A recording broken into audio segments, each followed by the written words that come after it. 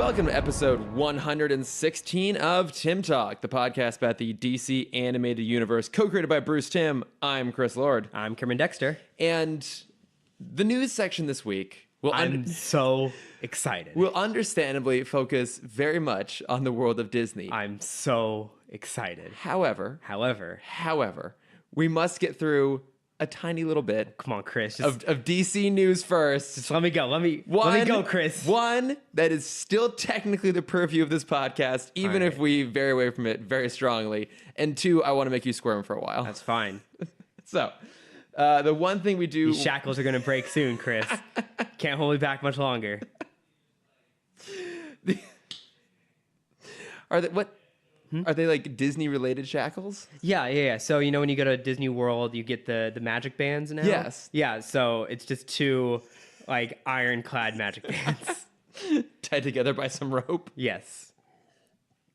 By the unbreakable chains that form the line that is Peter Pan? Yes. I was going to say the unbreakable rope at Rope Drop that fans cannot penetrate or pass.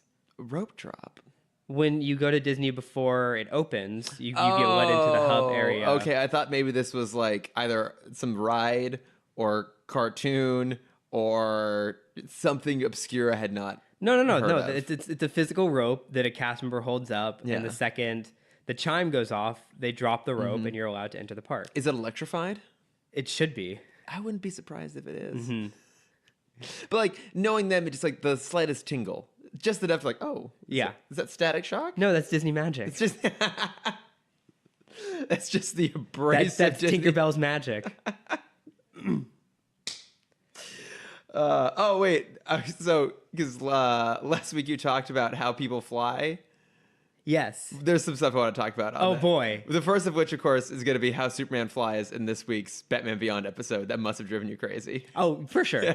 I mean, after putting so much thought into this, I still think about it every day. I'm sure. It's kind of ruined me. It's finally the straw that broke the camel's back. Yeah. Of your nerd-based psyche. But also, when we get to notes from friends, Maddie had a suggestion for a place to look to learn more about how flying. Great. How Thank flying you. is supposed to work. Perfect. But before we get there, let's at least cover a little bit of news. So the one bit of DC news I want to talk about is some further Titans casting. Mm-hmm. Which, okay, so between this and then also Doom Patrol, I'm starting to have a little bit of hope. You know, you've said that before. I know, I was... And DC is, if they're not good at anything, they're great at tricking me, raising hopes. Just tricking me, if personally. Making people feel confident with their answer. Because they have finally cast a proper Bruce Wayne in the Titans universe, and it's Game of Thrones Ian Glenn. Yes. With Jorah Mormont. I love him. He was also the villain in the original Tomb Raider movie from the early 2000s, late 90s. And I thought he was great in that. Yeah. Too. So I've always really liked him. I think it's an interesting choice because that's an old Bruce Wayne. Yes. Like He would also be a great Alfred. He would be a fantastic Alfred. Missed opportunity. We have like some generic dude playing Alfred in this, right? Do we meet Alfred or do we just hear his voice? And we just hear his voice. Okay, maybe that's the case. But you're right. He would be a fantastic Alfred. He would. He's already got the accent. He's got the accent. He's kind of got like that gruff persona. He knows how to just wait on someone hand and foot. That's true. Had to fall in love with dragon wielding queens. Yeah. Now it's just bat wielding kings. Oh, even better. Yeah. I don't know. Between like that casting, we know we're getting Deathstroke, we know we're getting Jericho, Superboy, Crypto. I'm trying to think if there's any other like major characters they've announced that we can expect on this. But it's like, so it's a combination of things that makes me have a little bit of hope. Mm-hmm. It's mostly Doom Patrol, which I am now on the 5th episode. And you're enjoying it. I'm really enjoying it. It's good. It's a lot of fun. The first 2 episodes are just weird. Like they're okay, they are, yeah, but they're weird. It's once they accept the weirdness, then you're like, okay, yeah, they don't care anymore, so I can enjoy it. Yeah, it's like the episode I'm on right now, episode 5, is when they really get into the magic stuff. Mm-hmm. So the guy Kipling, whatever his name is, shows up and he just conjures all this weird shit. Like he conjures that blue horse that gives off exposition to the tune of A Horse with No Name. And you're just like, what? what is this weirdness? And and we'll do Let's also not forget the horse is in love with Niles Calder. Did I miss that part of it, or is that the horse come back again later? Oh, the horse comes back again later. Okay, Sorry. I don't care that I know that. That's amazing. Yeah, That's he's in love with Niles, with the chief. Well, I mean, it's Timothy Dalton. I completely understand. I think I told you. Oh yeah, I think I've mentioned this before. I saw him at Trader Joe's recently. Yeah, so that's 2 Bonds I've now seen in real life. Sadly, You caught me with water in my mouth. I'll never be able to collect the whole set because poor Roger Moore is dead. My parents did see him once. I'm just gonna. Hey, that counts. I'm gonna count it. Count it. But like this show is super fun, and we'll do a full episode on it once the season ends. But it's really fun, and I think it knows better how to take advantage of the platform. Yes. In the sense that it still has a lot of swearing, like even more swearing, almost gratuitously so than Titans, but it feels more organic because I think the whole show is so weird and these characters are so out of their depth. Yeah, it makes sense that because the connection we talked about before we started recording was just like in Titans, no one knows what's going on ever in this series. But it makes sense because they're not meant to know what's going on. None of them are detectives, especially not trained by the world's greatest detective. Yeah, like they are all just outcasts. Yeah. Who found themselves coming to the same place because they all have like crazy shit going on. And none of them want to be there. Yeah. So it makes sense when they're like, I'm going to go do something else. Right. Because they weren't brought here for this purpose. No, and so it makes sense that they're not heroes. Like there's a lot of similarities between the two shows, like dysfunctional team, and it's like they walk this line of are we heroes or not. That makes sense when none of them were meant to be heroes and they find that heroic nature in themselves. Mm-hmm. It doesn't make sense when they're all like the proteges of trained heroes. Yeah. So no, I'm really liking this show, and it makes me think that maybe if whatever creative overlap there is between the two, that maybe by the time we get Titan season 2, that show will have been designed from the beginning to better fit this platform and to have learned their lessons. Because I mean, we have to acknowledge that at the end of the day, the first season of Titans was still based off of a script, a pilot that had been flowing around from network to network for years. Yeah. And they probably didn't want to go to the effort of doing a lot of changes to it. They more or less probably just kept it as it is. Mm-hmm. So I don't because they wanted it ready by the time the platform was released. Yeah, and like Young Justice, the first half of this recent season has been great. I think Doom Patrol is fantastic. Mm-hmm. I don't know. Maybe Titan season 2 will be good, or maybe you're wrong. Once again, I'll get 10 episodes into an 11 episode season and finally give up on it. Yeah, but I won't. Who knows? I'm a masochist. And I'm a fool. But anyways, so one of the things that I'm kind of upset because you are watching this late. Mm-hmm. Since the show is so weird, the trailers for every episode, because it comes out weekly. Oh, I'm not watching those. The trailers are so good. Okay. Because everyone is just like, what the fuck is going on? Okay. Because I mean, they just show the weirdest moments. Yeah. Without explaining anything. Any context? Yeah. So for like the episode you're on now, after episode 4, we got the trailer, mm-hmm. And just like it's like where's Calder? Not Calder, sorry. Where's Niles? Yeah. And then it's just the singing horse, singing and horse? that's the whole trailer. And you're like, what? Who? What? And they're all like that. It's all just like 15 seconds of just, do you want to know what's going on? Too bad. Tune in next week for it.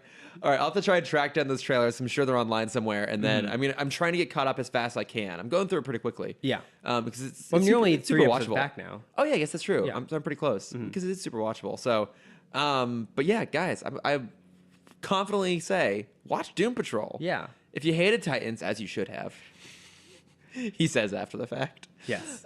You should definitely be watching Doom Patrol. Mm-hmm. Okay, I've said my DC piece. Cameron, I'm going to let you go now. I'm just let's unshackle those chains. We'll do every other news first, besides outside the big one. I mean, what other stuff? I mean, it's weird because they're all big, but we got a Star Wars trailer. Well, I mean, I'm tying that into Disney. Okay, yeah. We'll do Star Wars news first. Okay, Star Wars news first.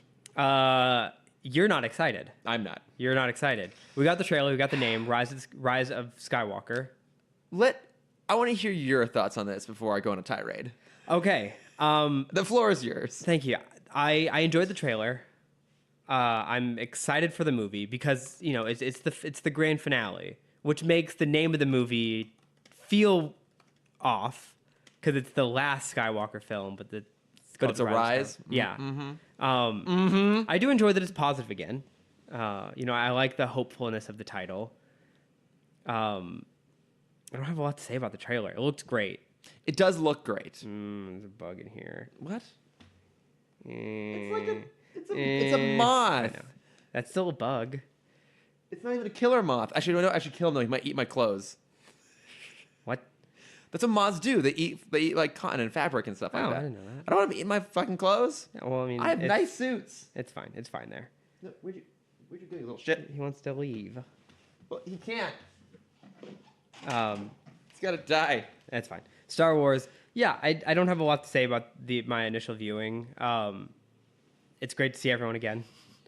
Yeah, and that's the thing is like I'm more excited of just seeing those characters again than I am of the story. Okay. That's how I feel at the moment, at least. Fair enough. Mm-hmm. Now, what are your thoughts, Chris? Okay. So, my friend Jason, who will be listening to this and probably texting me while he's listening to it. Yes.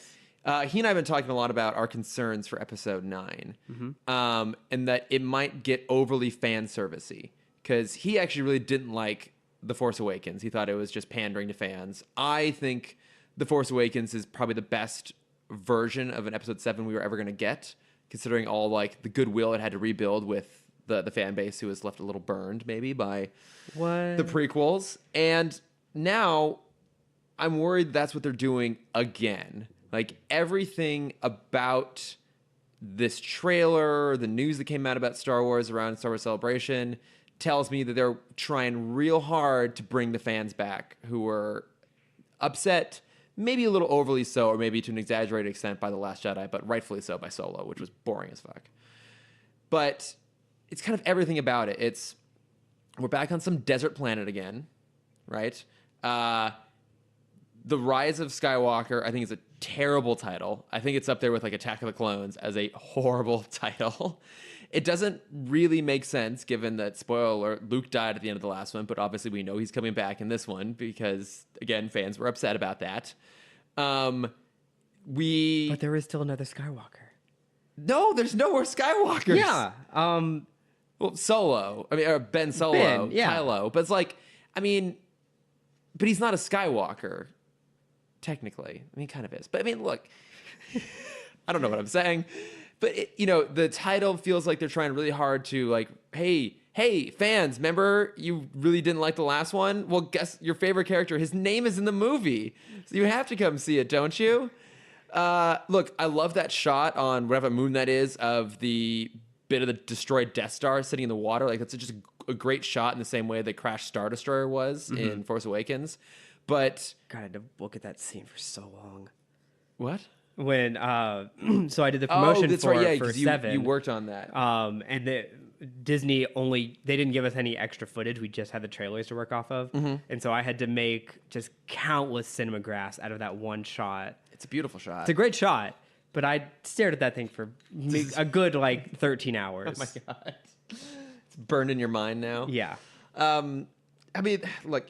I will say, I forgot about that. Having Leia's theme as the score for the trailer hit me really hard. No, I loved that. Loved that. I love that they showed in the trailer she's going to be back in some capacity. But it seems like they're just trying to reverse course so hard. Like, even down to them rebuilding Kylo Ren's helmet. And you're just like, well, that was like a big statement of the last movie. Let that continue. Like that just feels like they're trying to backpedal a lot, or the fact that they emphasize Luke so much in the trailer, they're emphasizing Leia, that they reveal that Palpatine's in it in the trailer. Yeah. And there's like that speculation, like, oh, is that him? Is he actually going to be there? Or is that like a ruse? From what I've read, and we were discussing this beforehand, is that according to actually an Empire magazine film journalist, good old James Dyer, he interviewed J.J. Abrams right after the Celebration panel, and J.J. confirmed that, oh yeah, Palpatine's in it, and I'm shocked that no one found out that Ian McDiarmid was on set, that didn't get leaked somehow. So it's like, is he still alive? Is his like spirit still living? But I guess they're going to go back to the destroyed remains of the Death Star, which is kind of a cool idea. And maybe if they had done that in the movie previously, and this was then pushing us still further into a larger universe, I'd be a little more excited. But given that they pushed it so far out and then now they're like reeling it back in, makes me less so. Do you think so? I'm trying to think. So the Emperor is thrown over the edge. into the bottomless pit of Star Wars, Yes. and then it explodes. And then it explodes. Yes. Yeah, I think the only person who had a greater overkill death in Star Wars is Han Solo. Yes. Who was stabbed, fell, and then exploded. Yes, that's very true. So, 'Cause I'm imagining like the joke of if you know you're gonna dig a hole to China and you jump through and come out the other end. Yeah. I'm imagining there's another opening at the other end of the and Death then Star. he just popped up in an equivalent throne room. Yes. Yeah. That's his like vacation throne room. And so he was fine, and so he never actually died. It has a nice summer color palette. Yeah, he landed on the other. Yeah, the Imperial Guards are in like they still have the red mask, but they're just like in like a red bathing suit. Exactly. It's more of like a pastel red. Yeah, instead of the double bladed lightning or like spears they have, that's just like surfboards. It's like surfboards and bamboo rods. Yeah. What I'm shipping a pina colada. Oh underneath his no, helmet. you're right. No, it's not. It's the tiki torches. Yes. It's double ended tiki torches. And so he had plenty of time because he saw everything was blowing up, and so he just got out. He just ran to an escape pod. Yeah, but he was enjoying vacation so much that he stayed on vacation Death Star for 30 something years, and now he's like, all right, I guess I'll go back to controlling the galaxy. It's like, what? They fucked this up real bad. I gave them everything. I'm in. I'm here. Yeah. But yeah, I don't know. Like Luke, he only has one hand. What can he do? He's useless. I don't know. I guess they'll probably have something where it's like it's like Luke probably becomes like some super form of Force Ghost, and the only other person to ever achieve that is Palpatine. Are they gonna have a ghost fight? Oh my god, I would love that. Would you? Yes. Because it's very dumb. I mean, at this point, go dumb. Yeah, that's true. Take a risk. That's all we care for. I mean, that was the biggest problem with Solo is he took no risks. And probably the biggest problem with The Last Jedi was it took too many. Yeah. That is excuse me, the biggest problem of that is all fans and all kind of film fanatics are like, we want films that take risks. Yeah. But then when the risk doesn't work in their favor, fans turn even harder against it. But I think you have to earn the risks, and I think there's a good way to push the narrative forward and push the characters forward and expand outward without an intergalactic horse race. Yeah, without going too far. Because you think about like Marvel, what they're doing. If you think about think about the tone and from what we know, the story content of Endgame in comparison to say even like the first Avengers movie, that is almost a completely different world at this point. Go even further back to like Iron Man 1. Yeah. But they've kind of earned that through gradual progression and also kind of like constantly pushing their characters farther forward without losing the spirit of them a little bit. And I think it also helps too that you have someone really competent with Kevin Feige steering the ship. And I just don't think they have that at Star Wars. And I think it's also the ones they take risks on are the ones they can afford to take risks on. Yeah. Your Guardians, your Thor 3. Yeah. Your Ant-Man. Well, and it's the ones fans are gonna see, but they're not gonna go crazy if you don't get it perfectly like the comics. Yeah. If anything, they kind of did Last Jedi and Solo in reverse. Like maybe they should have been a bit more tempered with The Last Jedi, but Solo they should have really pushed out Absolutely. Because, I mean, the best movie of the new Disney films is Rogue One, I'd say. And I wouldn't necessarily call that necessarily super risky, but I mean, I guess it kind of is. Like their entire primary cast gets killed. Yeah. Like no. God, do you remember all the rumors around that movie? Oh yeah. I remember the biggest one was they're all gonna they're gonna become the Knights of Ren. Oh, all kinds of crazy and I'm like, shit. that was such a awesome rumor. Yeah, I was like, oh, like Rey is gonna be Jen Erso's granddaughter or whatever, like all this crazy stuff. But that movie, in terms of the story and the tone and the characters, pushed things out, but it kept itself firmly planted in a really familiar world. Like given the time and the settings. And some of the supporting characters, like that's a really good example of how you handle this sort of stuff. Yeah. They haven't done a great job really since then. Plus, Giacchino's score is fantastic, obviously. I mean, any more thoughts on Star Wars? No, there's a tangential news to Star Wars. So the biggest news. Oh man, I was freaking out while all this was going on. I mean, we're talking about Disney Plus. Yeah, so the Disney fucking huge. What's the stockholder meeting was this Yeah. week.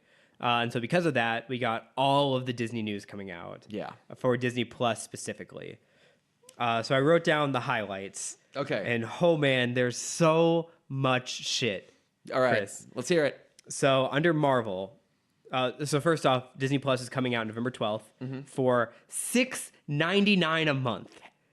It's less than half the cost of Netflix. Yes. At this point. That's insane. Which is crazy. For so much content. yeah. So or like 70 if you pay for the year. it's $5.80 a month if you pay for the whole year. Okay, so it's like not that much of a savings change, but also why wouldn't you just do Right. that? Yeah. Because that definitely seems to be the new pricing model. It's like, Because that's what I did with DC. yeah, I was about to say same. Yeah. Right. Yeah. Same, yeah, absolutely. I totally have my own DC login. So for the new shows, we're getting from Marvel, we're getting a Falcon Winter Soldier series. We're getting a Scarlet Witch series called WandaVision. Well, because it's Scarlet Witch and the Vision. Yeah, but I don't like that name. It's a weird name. It sounds like a 1960s like back of comics toy. You can see it in WandaVision. Ooh. Oh. We're getting a Marvel. What is it called? Marvel What If? Sorry, Yeah, I think the first one is going to be what if Peggy Carter became Captain America? Or Yeah, in this and it's case, going to be Captain animated Britain, too. which is super exciting. And I imagine they're probably going to get. Oh my God, how am I blanking on her name? I adore her so much. Haley Atwell. Yes. Oh, I love her. I'm sure they're gonna get her back as the voice. It would be interesting to see if they can get other people too. Like because I think the other rumor too was it was confirmed that Steve Rogers never had the transformation happen, so he's super skinny, but he's in a robot suit. Aw. So then, like, oh, are we gonna get Chris Evans voicing like skinny Steve in a robot suit as a sidekick? Are we gonna get Dominic Cooper back as Howard Stark? You know what I would? Are we gonna get grumpy Tommy Lee Jones? I would as, what's his love name? if Tommy Lee came back. So the way I imagine this show, because what I really want, I know they're not going to do this, but I want them to just do it the same way they do Drunk History. Oh my God! Where yes. it's like they get like drunk. I guess Steve Rogers can't get drunk because that'd be the problem. You Yeah. get drunk Iron Man. You get drunk Drunk Tony. Tony. The whole show is just drunk Tony just telling drunk Tony just the what spinning ifs. yarns. Yeah. And so it's told, and then it's just all the characters having to act drunk. I would love that. I would love to see Marvel Drunk History. And then we have a Loki series we know is coming And out. did you mention Hawkeye too? That they're I did not. Yeah, and Hawkeye as the well. Hawkeye series, which I'm excited about. Like I'm excited for all those things. Yeah. Next to that, we're getting a Jeff Goldblum series. Oh, on Nat Geo. Yeah, World According to Jeff Goldblum. So good. So pumped. It's a documentary series. We're getting a new Phineas and Ferb movie. Do you think that Jeff Goldblum's motto, like his sign off at the end of every episode, is gonna be, and life has found a way? Oh, for sure. Is he allowed to?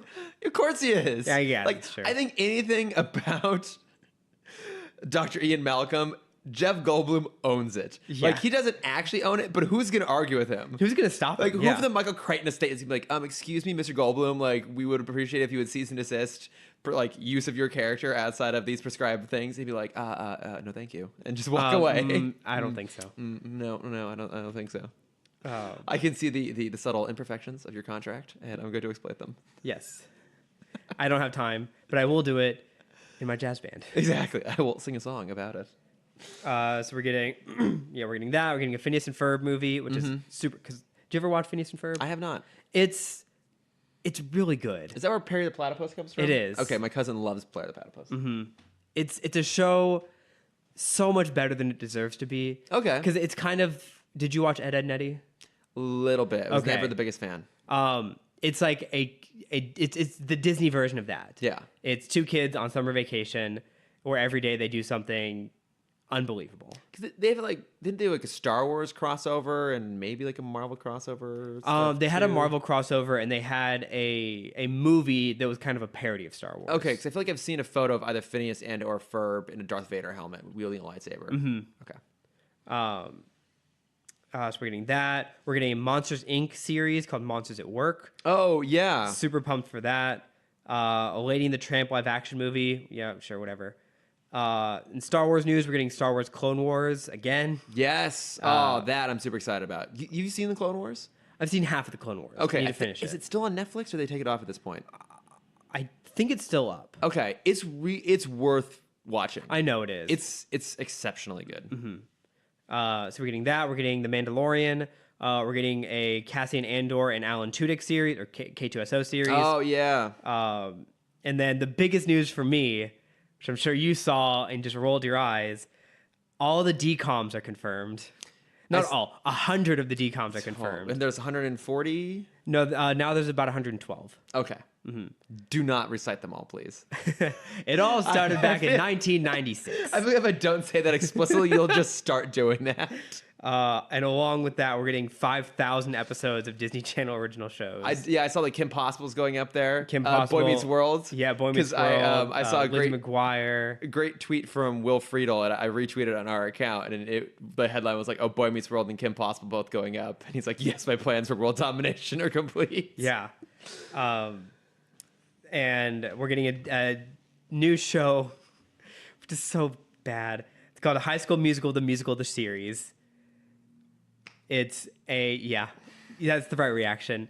It's about a high school that's a big fan of the series High School Musical, who makes a musical about the movies.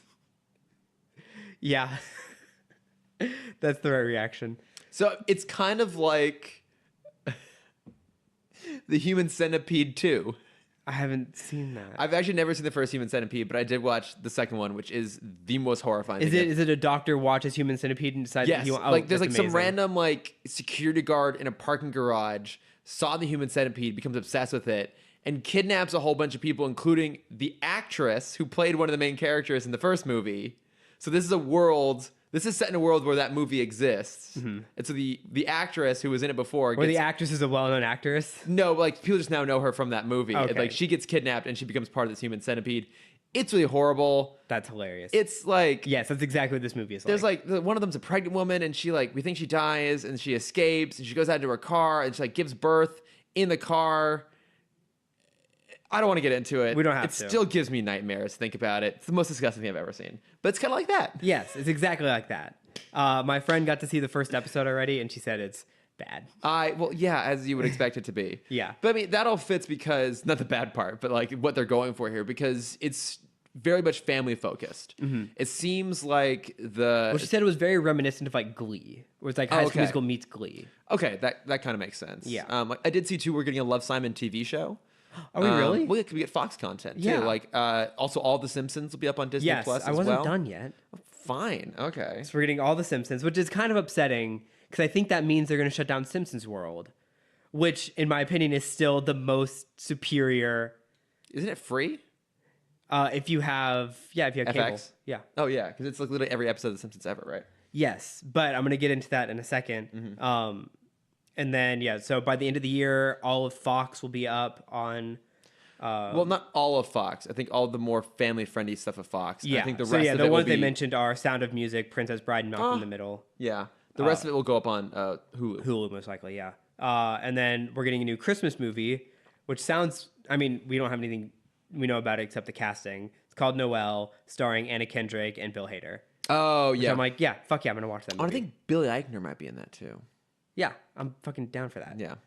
So with streaming services, have we had this conversation yet about how I want streaming to work? No, I don't think we have. Okay, I've been pitching this to everyone that I can talk to. Mm-hmm. Anyone that will listen for more than 5 minutes before they just get up and walk away. Streaming service. So the reason I feel Simpsons has nailed streaming is they give you basically custom curated content. Okay. Which is what I think the next battle is going to be. I think once Netflix has a pure rival, like a Disney Plus, that has equal amount of content for half the price. Mm-hmm. Warner Brothers is still in the process of getting theirs up. Yeah. Fuck Viacom because they're not even in the game yet. No, they've been trying for years to keep their stuff from going up online. Yeah, because they're fucking stupid. I mean, it makes sense. They own Blockbuster until its dying day. Yeah, well, guess what? Time to like figure shit out now. Blockbuster's been gone forever. Yeah. And so we're basically going to have all of cable in the next 2 years. We're going to have all of cable in the palm of our hands for less than $20 a month. Basically all of media, not cable, all of media. But like not less than $20 a month if you add them all up together. I mean, between Okay, I was just doing Disney and Warner Brothers, assuming Warner Brothers is going to have a similar price structure. Oh, okay. Well, but what about, so you're excluding Netflix? Yes. I was going to say just those two. Okay. Okay, well, continue then. Continue. Okay. So what I think the next battle is going to be is not a battle of content, because everyone's going to have great content. It's going to be a battle of retention. It's Okay. what can we do to keep you on our site the longest? Yeah.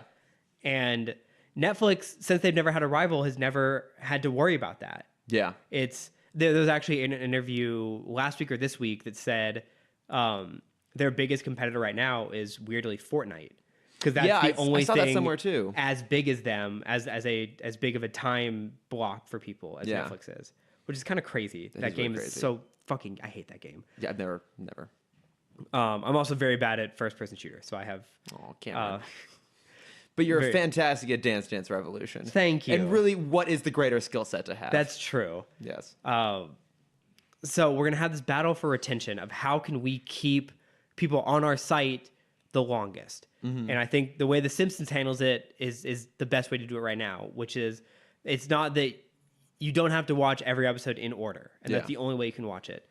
They have a randomized button, which is great, especially for shows like The Office, because everyone watches The Office all the time. Yeah. But also they have custom channels they've created. So like if I want to watch just Bart episodes, there's a channel. It's a 24/7 auto-generated stream. Yeah. Of just every Bart-centered episode. I mean, this kind of sounds like Spotify in some ways. In It terms is. of like a curated playlist. Yeah. Interesting. And so I feel like Hulu had the best opportunity before Disney, and they still do, but before Disney controlled them, they had the TGIF lineup. Yeah. And so what they could have done, what they should have done, is made that its own streaming channel. Oh, okay. Where instead of like, I want to watch just Boy Meets World or just Saved by the Bell or just Full House, Yeah. I want to watch TGIF, which is be a random generated My God. episode list. Yeah, exactly. A random generated episode list where it will be that order or whatever order they want to give it to you in. But you'll have an episode of Full House followed by a random episode of Boy Meets World, followed by a random episode of Saved by the Bell, with a random episode of I don't remember anything else. Step by Step. But could you imagine along those lines if they were like, okay, you want to set up a TJF playlist.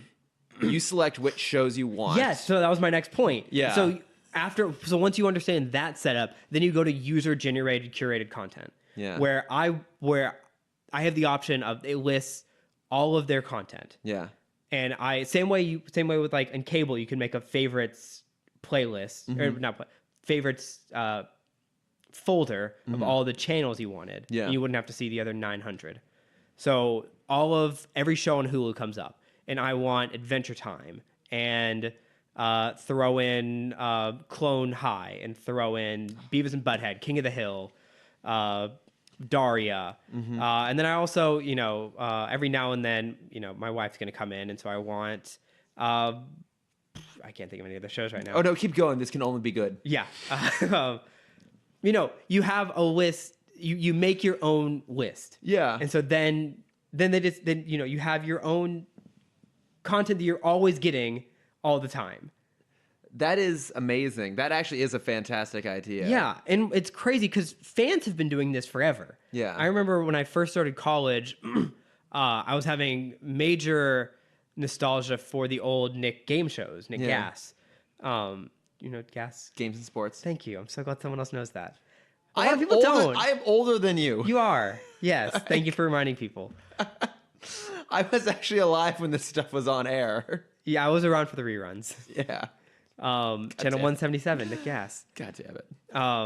So fans had recreated Nickelodeon game shows where it was a 24/7 stream, illegal stream, but that's beyond the point. Where it was a guy who had recorded pretty much every episode of all the shows, would give you an episode of Finders Keepers, then an episode of Double Dare, and then an episode of Legend of the Hidden Temple and Nick Arcade. And like if I was restless at night or just needed something on in the background, I just turned the stream on. Yeah. Because it was always something that I was excited to watch. And that's like, I'm amazed no one's done that yet. I'm actually amazed they haven't too, because what you've described basically it's things looping back around to the way cable works. Exactly. When you and I were younger, where it's like when things weren't on demand, you would just be like, well, I know that I like this channel and what they're going to deliver, and I'll be entertained by it. Or you have that, like, to the same degree now, you have that natural discovery. Like, I'm just going to, oh, this is one thing I like, I'm going to put it on, and whatever keeps playing is going to keep playing. Mm-hmm. You know, the new version of that became just binging a show, episode to episode. But you're right, if you can throw in some variety there. Like, you know, today I was watching some Doom Patrol. I was like, okay, but I also want to watch a little bit of Bob's Burgers. Mm-hmm. And the Apple TV integration is not so great. You have to, like, keep going back out and going back in. Versus if it just went from one to the next, if I could go through and set a playlist, I could just let it play, and that would be amazing. And so that's kind of what YouTube's already doing, is they're doing the recommended. Yeah. And I think... I mean, Netflix does that to a degree. Yeah.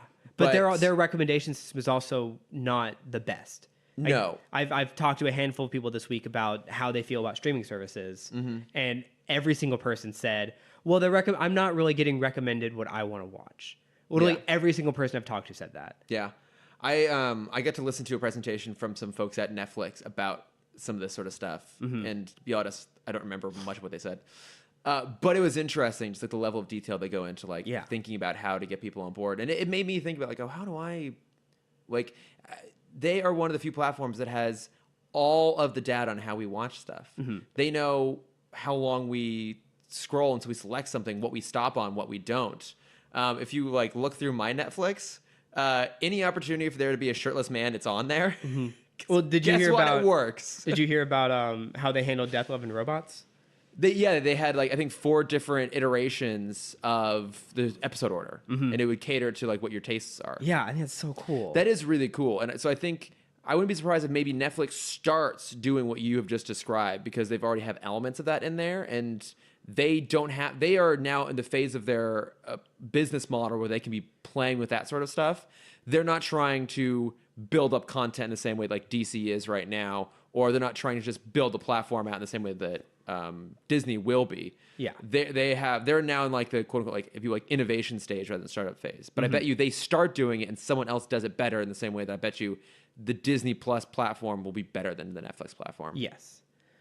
This is fascinating shit. Yeah. I kind of just want to keep talking about this. I've been talking to people about this forever, and I've kind of been able to, like, craft it based on how they react. No, to I think pitch. what you've described is absolutely genius. And I hope someone does it. I hope more people actually stay in the room and listen to you, Cameron. Thank you. Everyone listen to this podcast. Well, because then we have the other side of that, not the other side of the coin, but a side reaction to that is we're in such a boom of serial content. Yeah, where it's one long story. Yes. Everything on Netflix is now an 11-hour movie. But if we start to set up this format, then we can see the resurgence of episodic content again. Yeah. And we can get more of those kind of single stories or just 2-part episodes. Yeah. And, it will, again, like you said, it'll give the feel of cable back. Yeah. But in a more custom way. This is all super exciting stuff. Yes.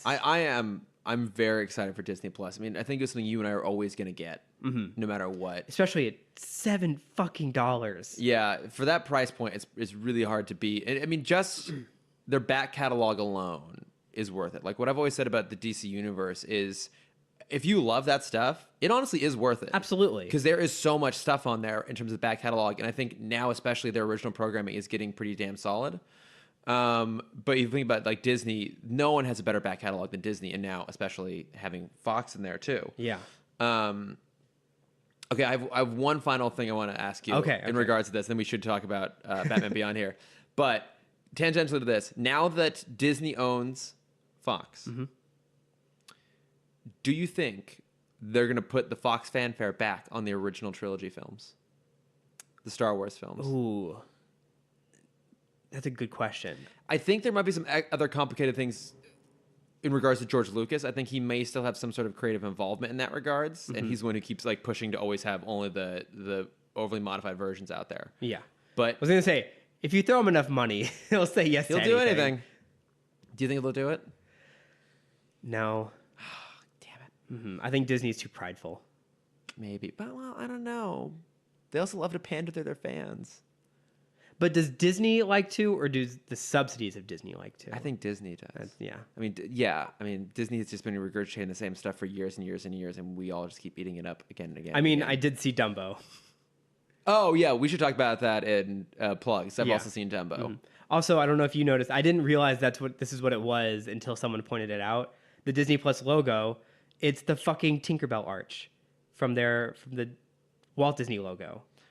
Oh yeah, because like the thing goes over the top and then it connects with the top of the plus. Didn't even like dawn on me that's what Cameron, they were doing. That's so basic. I expected better from you. I know, as the designer. As the Disney head and the designer. Okay, but I think All right, now yeah. we should definitely get into talking about. Please, if you guys want to continue having streaming conversations, I love talking about this stuff. I mean, I'm not sure what else there is to cover, but I would be willing to do like I will talk for days. Maybe we about should just do a streaming. bonus episode on this for the people who like it when we talk about the industry and. Well, I'm so douchebags. I was off by a week, so I'm doing a full episode with a friend about the state of streaming this week. Oh, okay, So the episode will sweet. come out in 2 or 3 weeks, so I'll definitely plug that. Yeah. And I don't know what their stance is, so it might just be me ranting for Yeah. about an hour. So come and listen to that. Come and listen. guys. It should be Yeah. great. Cameron will finally get a chance to talk. Yes, without being judged Yes, or interrupted. or interrupted. Okay, but let's talk about The Call. Yes. Our 2-part Batman Beyond episode this week. I remember asking you last week if you knew what it was about. You said no. So what were your thoughts going into this? I really enjoyed it. Once I saw the thumbnail, I realized what it was. Okay. But I didn't know the ending. Okay. I didn't know about Starro. Okay. Yeah, so for those of you who haven't seen it, which obviously you should, because why the hell are you listening to this damn podcast? Yeah. But Thanks, Mom. Yeah, right. Oh, my parents don't listen. I know they don't. Thanks, Cindy. There you go. There we go. But so this is Batman Beyond's introduction to the Justice League. Also, our introduction to the Justice League, period, in the DCAU. This was their first time appearing on screen in any sort of capacity. But it's basically Superman suspects there's a traitor amongst the League roster and brings in Batman to help him figure it out. Now, let's just actually start there with the roster, because it's a very interesting collection. And when it's been retconned in the future, in some ways, it makes a bit more sense. But you think about when they picked this group, the Justice League hadn't existed yet in terms of the show. It's a weird collection of people. Yeah, so we don't know Warhawk's background yet. Yeah, so as far as I can tell, when we meet him here, he was just a character they created. I think an original character they created. Yeah. Sorry, that came out more snarky than it meant to. And? Yes, yeah. But where I was going with that was we do see Aqua Girl is the daughter of Aquaman. Yes, and the little thumbnail they show on her background is the version from Superman the Animated Series. Yes. And he was listed as whereabouts unknown, which I also thought was quite interesting. Yeah, which could mean dead. Probably dead. Yeah. Yeah. It is, I mean, everyone wants to... Or at the bottom of the trench. Yeah. Maybe he's in that weird portal space. Yeah, he went to go film a trench movie and never came back. There's no coming back from a trench movie. That's true. DC should know that by now. They should. They don't. They haven't. But no, so yeah, we had Warhawk, Aqua Girl, Green Lantern. They never specified his name. His name is Cairo. That's right. Okay. And that name comes from Green Lantern's sidekick in like an old 60s show, maybe, or something like that. Gotcha. And he made, and that character maybe from Nanda Parbat, based off of a future comic. that came Okay. out Oh, well after cool. that. Yeah, which is kind of cool. Those three, and then who am I missing? Barda. Yeah, Barda. Sorry. And then Superman. well, there's Micron. Micron. That's his Yeah, name. Micron, who's a successor of the Atom. Yes. And then Barda and Superman. And What I found fascinating about this roster, and I don't know if it was just lack of time to flesh them out, is they were very much on extreme ends of everything. Is you had In what Barda sense? and Warhawk always pushing for aggression. okay, yeah. Always pushing for violence, and especially at the end. Oh, okay, I see once what you they mean. once they stopped Superman, Starro controlled Superman. Warhawk was immediate, like, yeah, we're gonna kill him. Yeah. I'm like, what? No, it's Superman. Superman. One good luck. Yeah, exactly. Like, how are you gonna do it? Yeah. I mean, they did have the kryptonite. Yeah.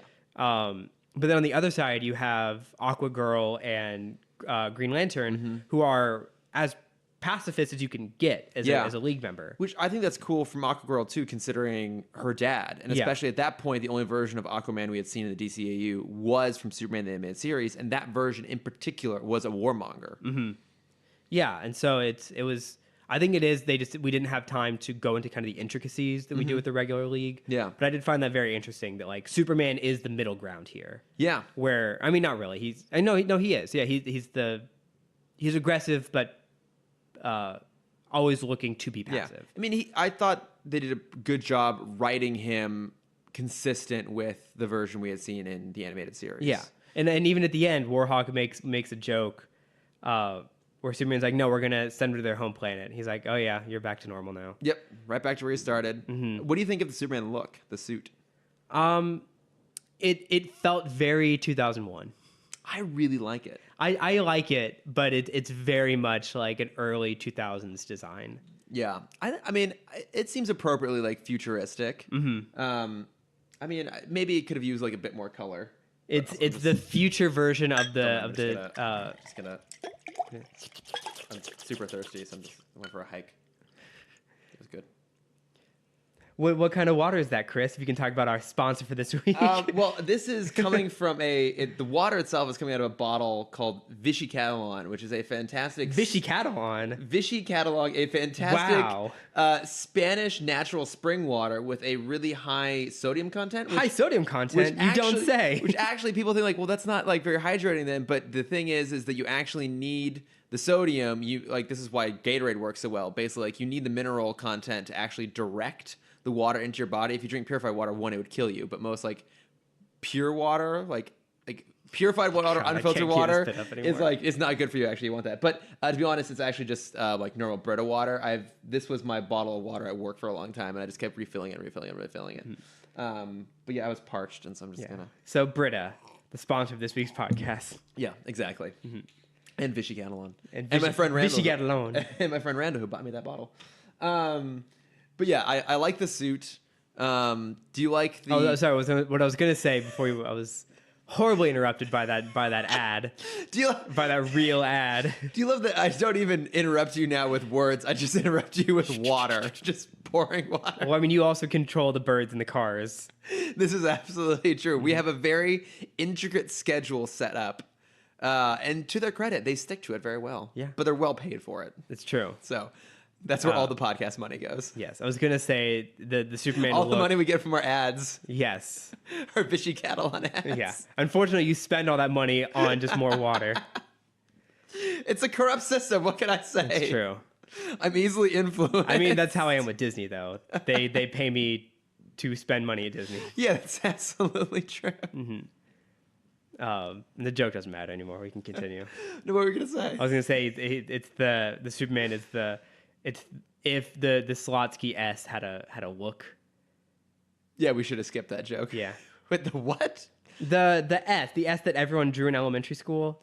Oh, is that what that's called? The Slotsky? I think it's something like that. It's based off a skater.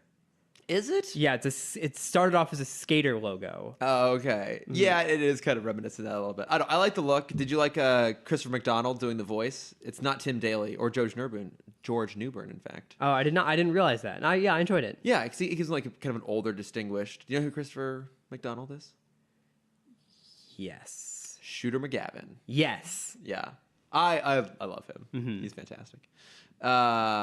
Yeah, I liked their version of Superman. I thought it was interesting they used Barda here. And I guess they wanted to use Wonder Woman, but for whatever reason they couldn't. This is what I read. And so they opted for Barda because it's a pretty fair approximation. But they do show on her data sheet like a photo of her in her original like full blue new apocalyptian armor with Mr. Miracle. Yes. And so I have a whole bunch of the Batman Beyond, Superman Beyond, and Justice League Beyond comics. They keep going, and I want to finish them at some point. But there is one collected edition that goes through and explains basically all the backstory of a lot of those characters. Yeah. And I don't remember exactly why Barda stayed behind, but she did. Obviously, because she's there. Yeah. But it goes a little bit into like who Cairo was, and it actually fully explains how Warhawk came to be, how Rex Stewart. Well, sex. Yes, that obviously. But as you may recall, Cameron, when we get to the end of Justice League Unlimited, Green Lantern and Hawk Girl are not together, but they have a kid in the future. And so this, because Green Lantern's with Vixen, they explain what happens, how it comes about that they do end up having a son together. Mm-hmm. That's what I meant. But yes, through sex. Yeah. But also, she's an alien. I don't know how that works. It's true. She looks human. Also, maybe she lays eggs. One of the things that kind of caught me off guard was they refer to themselves as the JLU. Yeah, the Justice League Unlimited specifically, which I thought was an ironic name considering so few of them. Yeah. And the show didn't exist yet. Yeah. Did it? No. Okay. No, obviously, because this was 2001, okay. Maybe 2002 at this point. And then wait, what? 2004 was the first year of Justice League?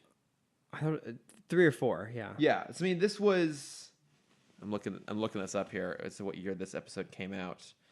Oh no, this aired in November of 2000. Oh yeah, then way before.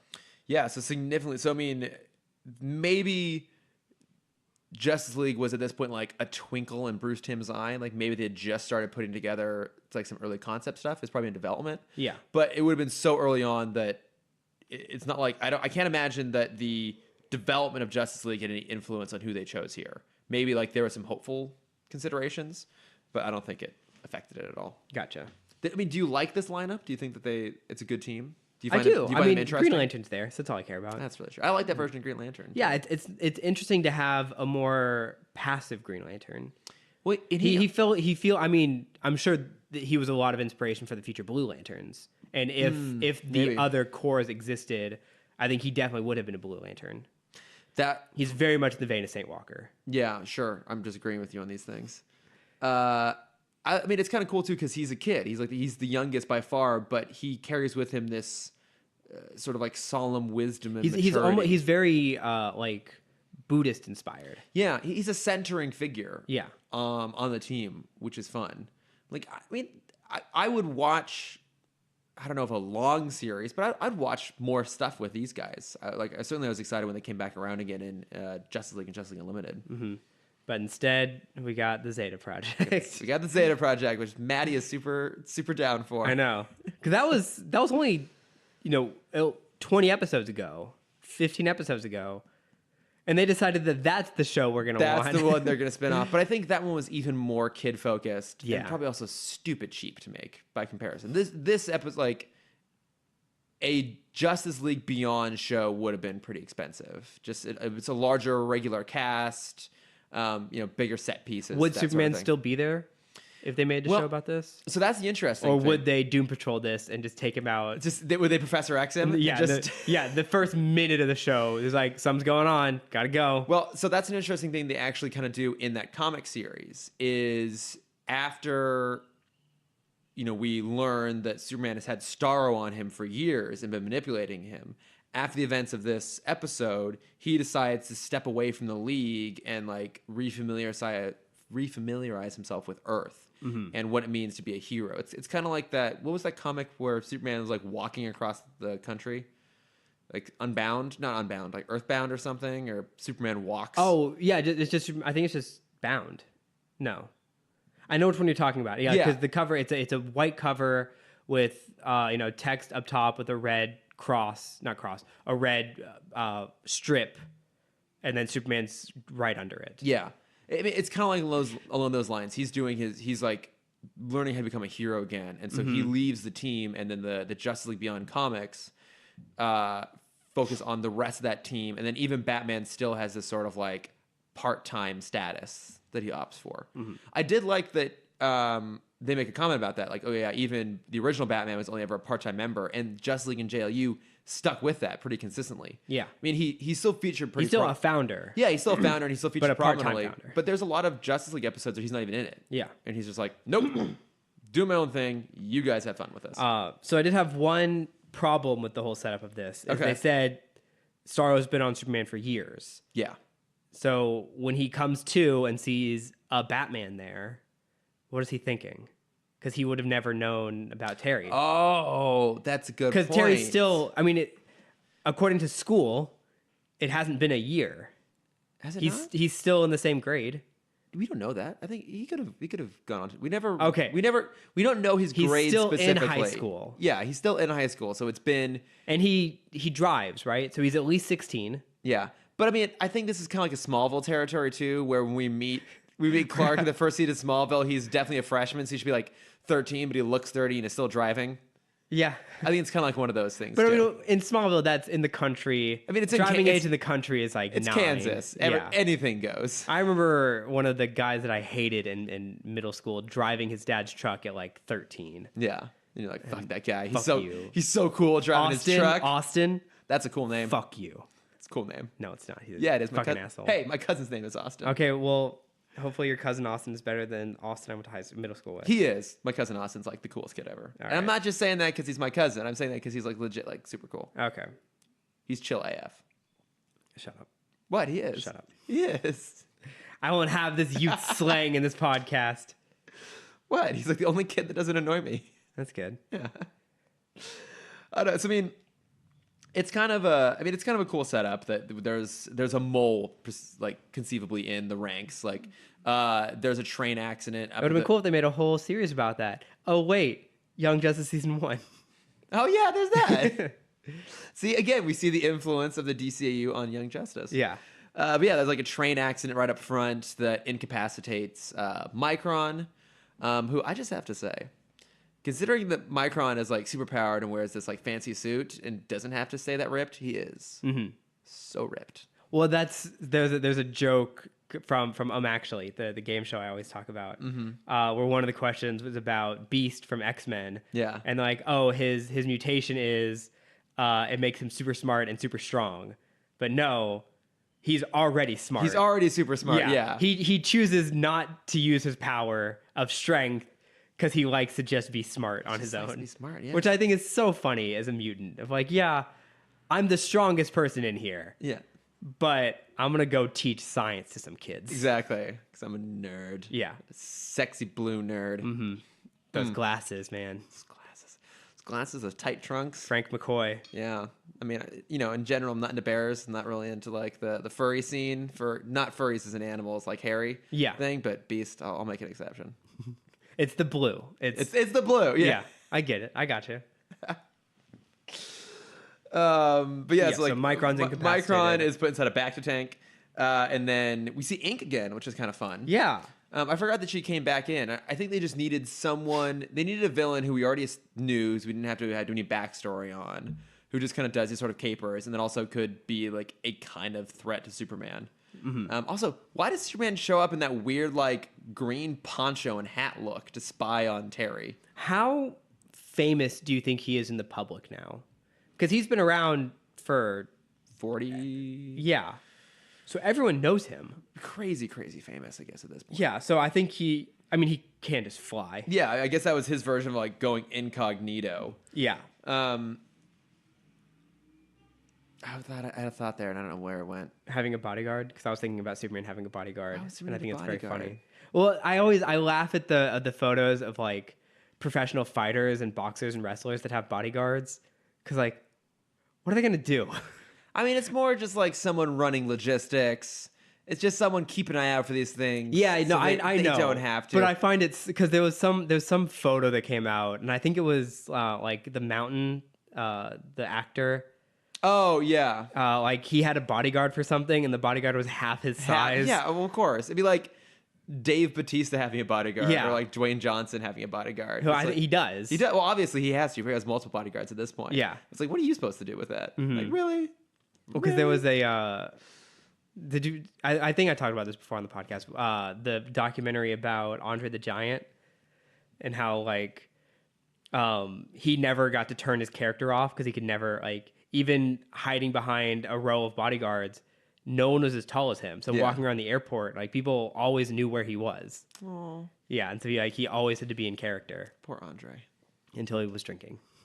Well, yeah, Yeah, but you gotta cool off somehow. yeah. And he was in a lot of pain all the time, so he needed to Poor drink. Andre. I know. How about this? How about a happier note? Do you know who voiced Aquagirl in this? No, but I liked your voice. There's a reason why you liked her voice. Is it Tara Strong? No, Oh, it's Jodie Benson. Ooh, I know who that is. I know who that is. I know who that is. I'm not going to help you. Hold on. I know who this is. Give me a hint. I mean, Cameron, you should know this. It's definitely part of your world. Right. God damn it. Ugh. I know. Say it out loud. Who is she? It's Ariel. There we go. It's Belle.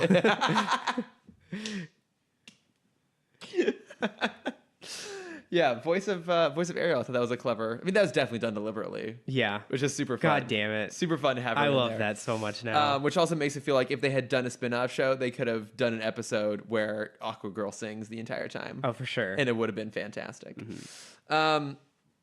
But yeah, I mean, it's damn it. it's I'm a so cool. upset with myself for not You knowing really that. should be. It's a cool lineup. It's a cool idea. Yeah. So Micron gets in an accident and gets put into a lab, and then someone sabotages the basically the water tank at the Justice League, the Metro Tower, their version of the Watchtower in Metropolis. And I guess it's like, is it boil? It's super hot, right? It's like boiling Aquagirl. I think that's what they were going for. That's what Batman realizes. That's what Terry realizes. But when she gets out, she doesn't really say anything about it. Like, she's not like, oh my God, I'm so warm. yeah, she just says like, Throw me in the cold tank. yeah, she just says like, oh yeah, they locked the door so I couldn't get out. Yeah, that part was a little bit weird. But so they go after her, and then at this point, the rest of the team is still like super skeptical about Batman. But then all these bombs start going off across the city, Which is a pretty quick escalation. It really is. Also, feels like the sort of thing that the Justice League would know how to handle well, considering how many times in the DCAU there's been a situation like there's bombs all over the city. But then a big missile is coming in, and Warhawk's the only one that gets notification on the distress signal. The distress signal. So he goes to divert the missile away, but then it explodes, and he has. I thought this was really cool. Like his presumably nth metal armor like expands over the rest of his body, kind of like the shields in the Batmobile in the Tim Burton movies. So it completely encases him in it, and then the bomb blows up. And the helmet smashes into the Batwing. That is a great that shot. Scared me. That's a really, really incredible shot. Yeah, like when the missile goes off, Terry is chasing him down because he's the only one who knew about it, was following him. Yeah, the bomb goes off, like the Warhawk helmet smashes straight into the windshield of the Batmobile. Yeah. Like that I would say is probably one of the best visuals, most impactful visuals we've had in the entire show. Because that's just death. Yeah, that's exactly it. Like, And that's also the cliffhanger. yeah, Or well, the episode cliffhanger. not quite. There's a little bit more. Okay. But it's just it's a cool shot, really impactful, like devastating. It's a really great way to, as you said, visualize death. Yeah. So at this point, we know that something's really up, and then Terry's in the Batcave with Bruce, and they do this like super fancy Oh, right. Yeah. camera angle stuff with the Batmobile, and like pivot, enhance, and we see Superman on a building standing off in the distance using his laser vision to detonate the bomb. We're like, oh fuck, it's Superman. Yeah. That's the Bum, traitor. bum, bum. Fade to black. But then 15-minute intermission. don't worry, Bruce has got it covered. Secret vault hidden behind the bat suits. I was a little upset about this. Not the fact that it was kryptonite. I really wanted the Berserker armor. I really wanted the Dark Knight Returns suit. Oh, the one that can go up against Superman, Yeah. toe to toe.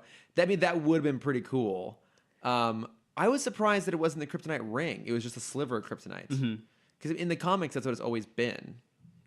Yeah, so I remember reading about this very briefly where, Bruce got kryptonite from Lex in Justice League, and then Amazo destroyed it, right? Yeah, but I think there was still some more afterwards. I don't think we see it after that, because I think from what I read that the sliver that he has was from the explosion. Oh, okay. That Amazo did. What? I feel like there was some... And then obviously the hunk of kryptonite that's still inside. Metallo? Yeah. But where did we leave with Metallo? I don't remember. I don't know. I'll look it up. He was on a volcano at one point. Yeah. Oh, God.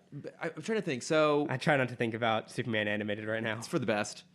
I'm trying to... There was some version of Superman where there was a plot point about they had gotten all the kryptonite off the planet. Or maybe I'm just thinking of the Supergirl comic where it takes place right after the Public Enemies story we were talking about last week with the kryptonite meteorite heading towards Earth. And after they destroy it, obviously the whole planet is covered in chunks of kryptonite, and they're on a mission to go and retrieve all of it. And that's when they find Supergirl's ship. Maybe that's what I'm thinking of. It doesn't matter, does it? It's part 2. Yeah, but I mean, I think that's a great cliffhanger. Yes. Like it's so good. A really effective cliffhanger, and I think I'm glad. Could you imagine Could you imagine waiting a week after that reveal? Because some of these episodes had weird release orders, but in this case, it was in fact, there was an actual week in between. That would have been insane as a child. It's a big reveal. Because a week is a long time as a kid, and especially it's like, oh my god, it's Superman. And for me, the sequence in Metropolis, the bombs going off, felt like it was definitely padding. Oh, it took a while. Yeah, you felt, but I'm glad that they forced that padding to be in there so we could have that cliffhanger where we got to pick up with it immediately.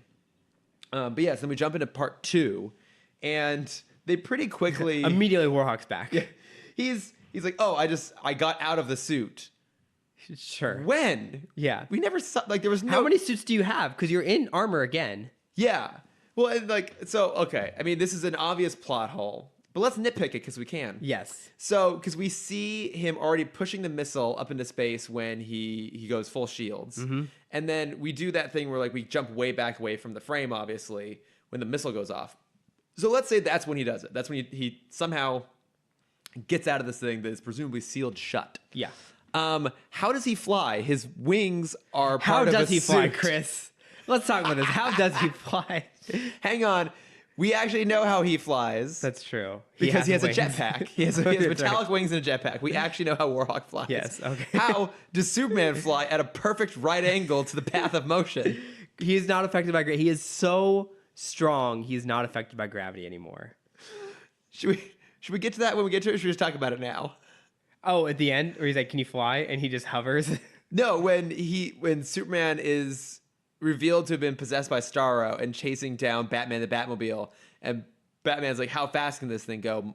Bruce Mach says Mach 3, 3. yeah. So then that means that Superman is traveling faster than the speed of sound. One, we don't hear a sonic boom, which is dumb. We totally should. Mm-hmm. But let's say he's traveling faster than the speed of sound while standing perfectly straight, no limbs moving, nothing. Yeah. So if you're talking about like the fact that he just like points straight forward doesn't make sense, at least he's aerodynamic. Yeah. This is him in literally the least aerodynamic posture he could be, flying super fast. Here's my idea. Do you remember Tenacious D, Pick a Destiny? I've never seen it, but I know of it. Really? Okay. There's a great scene where as they're preparing to be rock stars, they have a workout regimen of 1 dick up a day. Wait, so like they lay on their stomach and they like get aroused and push themselves up with their dick? Yes, they have to do 1 dick up a day. My God. Yeah. Cameron, I have to ask you a question. Sure. Did you try that? I did not try it. I did not try it. Did you try it after seeing that movie? I did not. Because I am totally going to try that later today. So what I'm imagining is Superman we couldn't see it, but just did the slightest of hip thrusts and thrust forward so hard that it propelled him at Mach 3. Do you know what he's doing? Super Kegels. Yes, exactly what he's doing. He's just generating a wave of energy. Yes. And yes, for those of you who don't know, men can do Kegels. Yes. Yeah. He's speeding at Mach 3 with the tiniest of hip thrusts over and over again. It's basically like how Thor does it with his hammer, but just with his waist. Just with his hips. He pulls himself off the ground with his hips. His hips of steel. Mm-hmm. All right, so I'll let that one pass. We understand how Superman flies. Okay, we finally get it now. But yeah, so Bruce gives Terry the shard of kryptonite. He goes to Metro Tower and it's like, hey guys, it's Superman. We got to go stop him. So they all travel up to the Fortress of Solitude because obviously Bruce knows where it is. And that's right, yeah, because of that episode for The Man Who Has Everything. Yeah. I forgot about that connection. Yeah.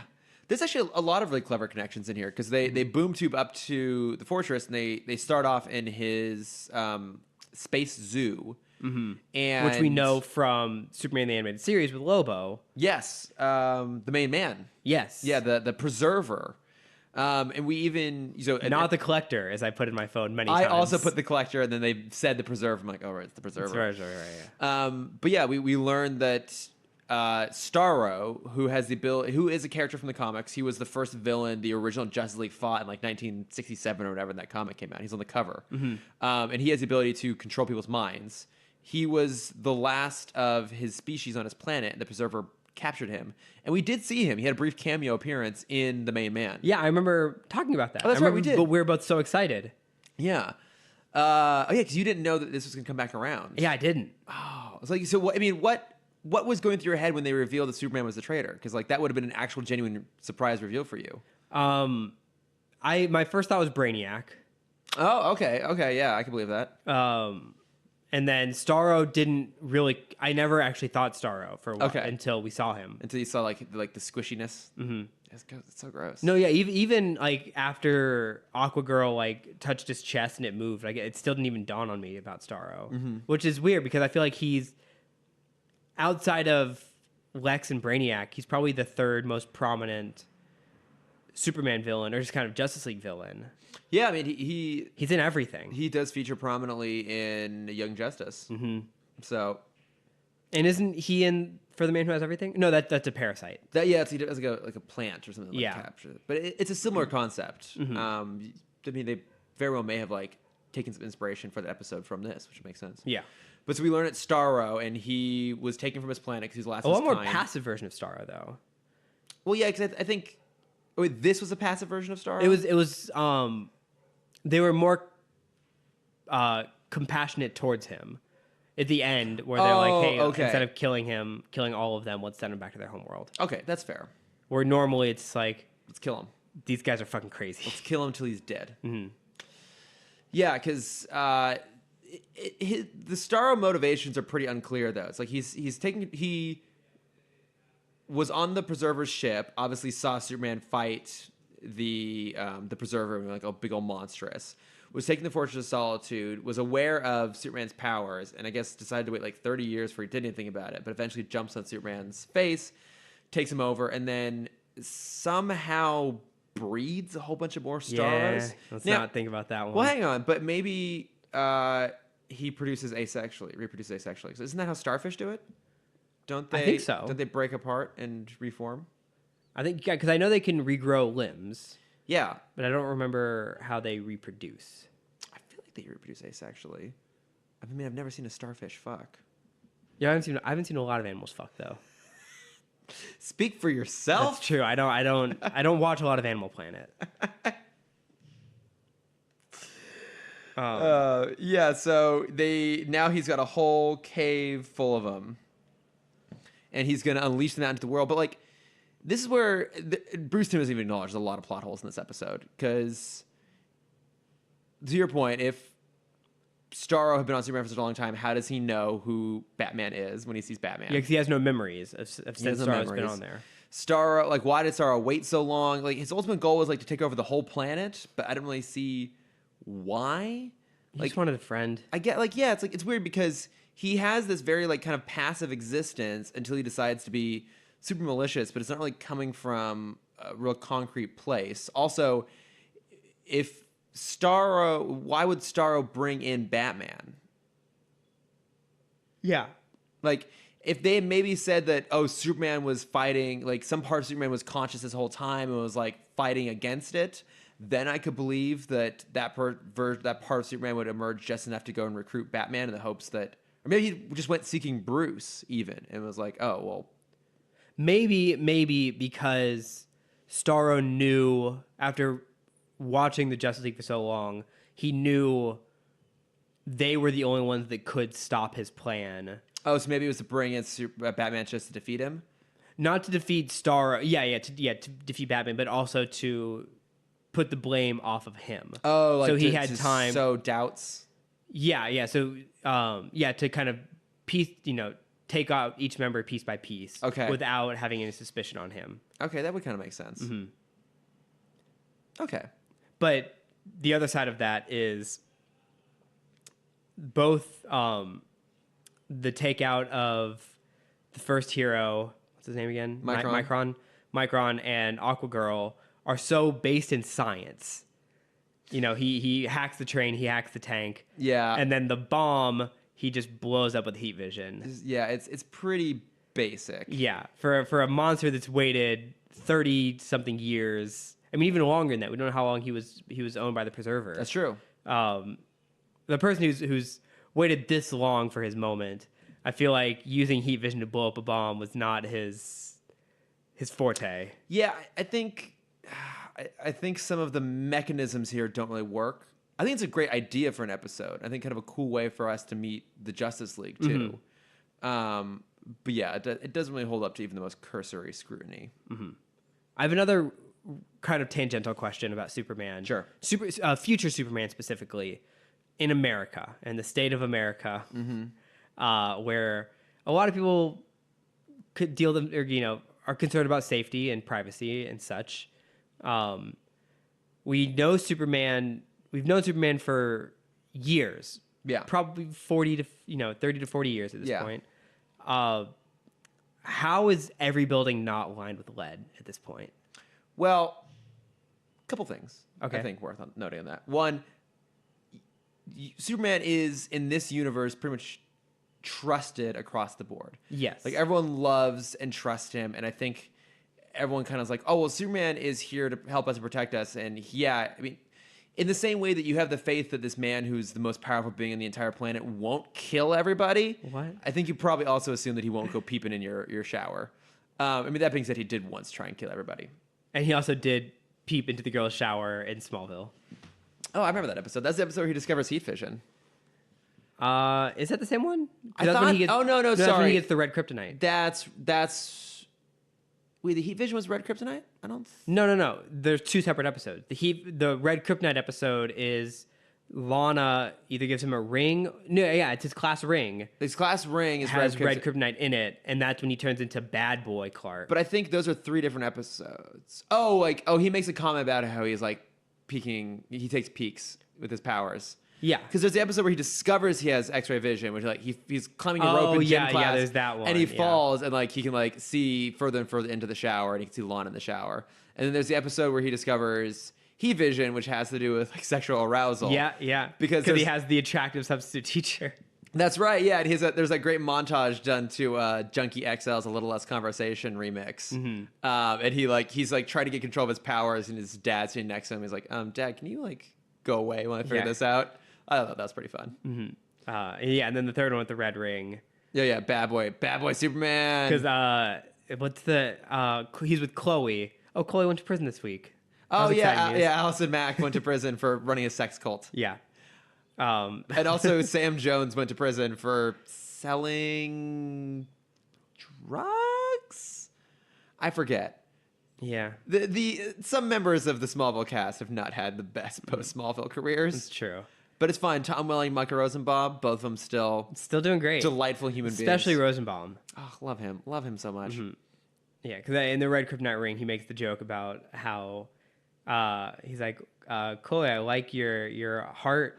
What is it? Your Did you know did you know Chloe has a birthmark shaped like a heart? yeah, on her cheek. Yeah, I was like, He's like, I haven't seen that. He's like, no, different no, cheek. No, that cheek. That's all right because he says it to Pete, Yeah, and Pete's all mad because Pete's been in love with Chloe for years. yeah. Oh my god, we remember so much of that show. Way more than we should. We should do. I was about to say we should do a Smallville podcast, but no, we No, should, I don't wanna rewatch that. No, we should not. I think I told you this. I bought the first year after going to Comic-Con for so long. The first year I didn't get tickets. I was in such a pit of despair that I bought the box set of Smallville. and watch it all. I as much as I could. I made it like 4.5 seasons in of just straight binge, like no breaks. I feel like if you were to watch like selected episodes from maybe the first 4 or 5 seasons, skip it, and then jump back in around like 7, yeah. 7, 8, it's not that bad. Yeah, because that's what I did when I first watched. Yeah. I found a website that was the canon episodes. Yeah, because there's a lot. I mean, anything that's 22 plus episodes at this point, there's a lot of stuff to be skipped. This season is only 13. There's already episodes I know we can skip. Yeah. So sorry, what were we talking about? Bad Boy Superman. Bad Boy Superman. They're gonna send all. They stop the Starros from getting out onto the planet. Yes. And then they decide they're gonna send them all back to the Starro homeworld because Aquagirl has some version of like telepathy, enough for her to figure out where to boom tube them. I mean, all. it is a starfish. It is still a fish. That's true. She can talk to it. Mm-hmm. Wait, was that the implication there that because it was a fish is why she could talk to it, or that I think she has general telepathic? I think she abilities? also has that. Yeah. But I think it's extra because it's a It's a fish. starfish. I didn't even think about that. That's fantastic. Yeah. But yeah, they send him all home, and then they offer Batman a chance to stay on the team, and he's like, No, I'm good. "No, I'm good. I'm gonna head home." Also, how does he get home? Because he walks away from the Justice League. He's in the middle of like the Arctic, and the Batmobile is thrashed for the second time, mind you. Also in this Yeah. episode. I mean, he probably also sent like the what's the bat sub? What's not the sub? oh yeah, he has a bat sub. Yeah. I mean, that's probably also there. He's got himself a backup. Yeah. But did you also happen to catch the significance of the final line of the episode? I did about the episode we're not supposed to talk about. Yes, exactly. But this is noted as some potential foreshadowing to a major reveal later on. I kind of feel like that was retconned, but maybe not. Maybe this was in fact that was the intent. The line, of course, being when Batman decides to not join. When Terry Decides to not join. He's like, maybe I have more in common with the old man than I thought. And Superman's like, more than you think, son. Yeah. More than you think. Are they saying that Terry is Superman's son? Yes, he is, in fact. Everyone's trusted Superman this entire time, totally failing to realize that every single child on that planet is actually his. There's a I started watching a D&D show because what else was I doing at the time anymore? Yeah. But there's a character, one of the campaign characters. He's a giant who was orphaned by his parents, and lives with tieflings. And so whenever he rolls a 1, he has very low insight. Yeah. So when he rolls a 1 on an insight check, he always thinks the person he's talking to could potentially be his dad. And it's one of my favorite, just like dumb running jokes in a D&D show. He's like, no, that's not even like, I'm not even a giant. Like, yeah, but you're about the age that my dad should be. And you never know. He's like, have you ever had sex with a giant? Can you recall a time when you have had sex with a giant? What's the show? It's called Dimension 20. Oh God, what is it called? Is it called Dimension 20? I think so. Okay, well that makes sense. D20. Yeah. Yeah. You nerd. It's about a high school, like a fantasy high school. Fantasy high, that's what it's called. Okay. Sorry. Yeah, so they're all like high school stereotypes in like Middle Earth. That actually sounds really fun. It's really funny. It's all the college humor writers. Oh, okay. But you know me, I do love any animated show that's something high. Yeah. And the DM is a guy named Brennan Mulligan, who is unbelievable. Like I don't know a lot. I mean, I played one campaign of D&D, and I've listened to one podcast. Yeah. But he's just so good at keeping the story going while also making it so funny. Okay. I mean, I'm not gonna watch it. I know. I have no interest in D&D, but I'm glad that it exists, and it sounds like it's a lot of fun. Yeah. Any more thoughts on the call here, or should we get into some notes from friends? There was one line at the beginning we kind of skipped over, which I really enjoyed, when Superman first comes back into the Batcave, and Bruce says something like, "You've aged well." Oh yeah. And what did he say? He says, "You'll outlive all of us. You're too stubborn to die." I'm like, yeah. Yep. So fucking true. But no, we covered pretty much everything else. Sweet. All right. So Notes from friends. we got some notes from friends here. So one of them is something that came in actually a few weeks ago, and I may have mentioned it, but I can't remember if I did or not. But on Facebook, David Paul Barclow III, fantastic name. Yes. I feel like I did mention this. I remember commenting on how awesome his name is. But we were talking about the Hanna-Barbera shared universe a little bit. And I was curious if you knew about this. So apparently there's an episode of Mystery Inc. The most recent series of Scooby-Doo, Yeah. right? Okay. With the Blue Falcon, and it's a parody of the character models of The Dark Knight, like The Dark Knight Returns specifically. So here you can kind of like see it on my laptop as I hold it up. But so he has that's awesome. So he juxtaposed the two. There's a picture of the animated movie version of The Dark Knight Returns Batman, and then the Blue Falcon, who looks a lot like him. Yeah. But I just thought that was really cool. I was curious if you had seen that or heard about it. I'd not. No, I don't know a lot about the more recent. After What's New Scooby-Doo, I kind of strayed away from the Do verse. I mean, Scooby-Doo will never be better than its original iteration, and also a pup named Scooby-Doo. I mean, a pup named Scooby Doo is the pinnacle. Yeah, I mean, we have talked about this at length before, how much we both love a pup named Scooby Doo. Well, and also new Scooby Doo movies, I think, is oh yeah, probably what most people remember. Mama Cass, Don Knotts, Batman and Robin. 4 times. Yeah. Only to be beaten. Do you remember Harlem Globetrotters? Yeah. Yes. They had 5 episodes. Have you ever gone to an actual? I've not. I did as a kid. Did you? What did you think? I remember I thought it was fun. I mean, I was really young. I only vaguely recall going. Mm-hmm. They still perform. Yeah, which is amazing. Which is awesome. I love that they exist. I think Yeah. it's like such a fantastic thing. But yeah, so that was cool, David. Yes, Thanks for sending that. We'll have to go check that out. Do you remember? I don't know if you ever saw this episode, but Blue Falcon was in an episode of Dexter's Lab, if I remember correctly. Was he? I mean, I gotta go look up the original look of Blue Falcon too. I kind of remember him vaguely. Because I remember, I'm pretty sure it was Dexter's Lab because I think Dexter was playing with. Oh right, because Blue Falcon teams up with Dynomutt. Yeah. He was like toying with Dynomutt. No, what show was that? I don't know. I can't remember right now. I'm pretty sure it was Dexter's Lab. Was it Dexter's Lab? I mean, I guess that was Dexter's. Is that Hanna-Barbera? Is that modern day Hanna-Barbera? I feel like it's something else. No. Okay. Well, anyways, while you're looking that up, Yes. we also had a note from one of our favorites, Ashley Clark, who sent us a message on Instagram, and she linked to a post from another great Batman-related Instagram channel, Saturday Morning Batman. But there's an artist a few years ago. Let me look up the name of the artist here. George Kalsudas, who went and created original poster art for every episode of Batman Animated Series. And these are gorgeous, like really, really gorgeous. Like I'm looking at the one here for The Man Who Killed Batman, and it's the guy trapped inside the ribcage of a skeleton of Batman, like wearing the cowl. They're really, really cool. You must know how to regram things. I don't, but we'll have to like post that up there because they're really, really cool. They're gorgeous. I've seen them popped up in a few places. They almost look kind of like Mondo-esque. They're really fantastic. So thanks for sharing that, Ashley. Yeah, thank you. And then another thing too, we had a message from Amanda on Instagram, and she was asking about Flashpoint because you had mentioned that you thought you liked Justice League versus the Fatal Five as much as like Flashpoint and Red Hood. And so her question was, which do you prefer? Flashpoint or the Red Hood? Oh, Red Hood. Okay, yeah, that's what I said. I said for me at least, it's Red Hood, and I said I think I'm speaking for both of us here. Yeah, I think my comment was it's the best one we had since Flashpoint. Because I mean Red Hood's. I think the best one. I feel like it is. I mean it's so good that I kind of headcanon it as being maybe not necessarily Beach Honest, but I headcanon it as part of Young Justice. It's just okay, I can see that. Only just because it's the same Bruce Wayne voice.